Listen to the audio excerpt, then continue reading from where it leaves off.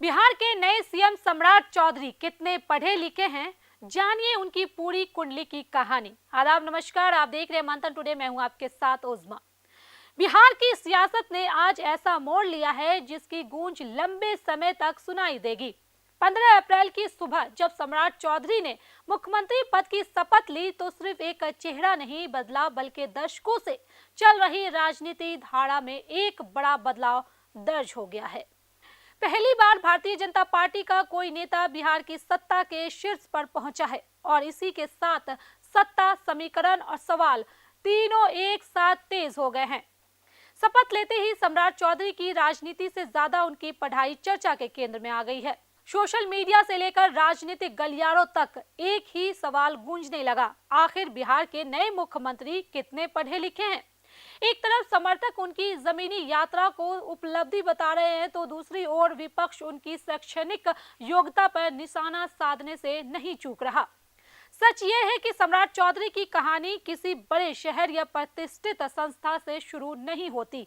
उनकी शुरुआती पढ़ाई मुंगेर जिले के एक छोटे से गांव लखनपुर में स्थित मदरसा इस्लामिया से हुई है।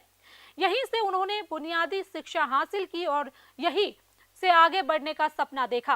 गांव की सादगी से निकलकर सत्ता के शिखर तक पहुंचने की ये कहानी सुनने में जितनी प्रेरणादायक लगती है, उतनी ही राजनीतिक बहसों में उलझी हुई भी है। स्कूल के बाद उन्होंने मदुराई कामराज यूनिवर्सिटी से प्री फाउंडेशन कोर्स किया।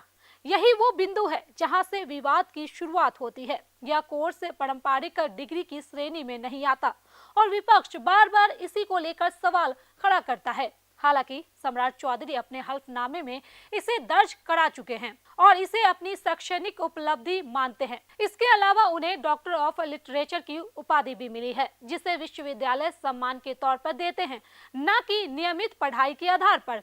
लेकिन बिहार की राजनीति में केवल डिग्रियों से खेल नहीं होता, यहाँ असली ताकत मैदान में उतरकर लड़ने से बनती है। सम्राट चौधरी ने 90 के दशक में सियासत की राह पकड़ी थी और शुरुआत राष्ट्रीय जनता दल के साथ की। उस दौर में लालू प्रसाद यादव का जलवा था और सम्राट उसी सियासी धारा का हिस्सा बने। साल 1999 में जब राबड़ी देवी की सरकार थी तब उन्हें कृषि मंत्री बनाया गया, यानी कम उम्र में ही सत्ता का स्वाद मिल गया था। लेकिन सम्राट चौधरी की राजनीति एक ही दल तक सीमित नहीं रही। समय के साथ उन्होंने जनता दल यूनाइटेड का रुख किया और नीतीश कुमार के साथ कदम मिलाए। फिर 2018 में उन्होंने एक और बड़ा दांव खेला और बीजेपी में शामिल हो गए।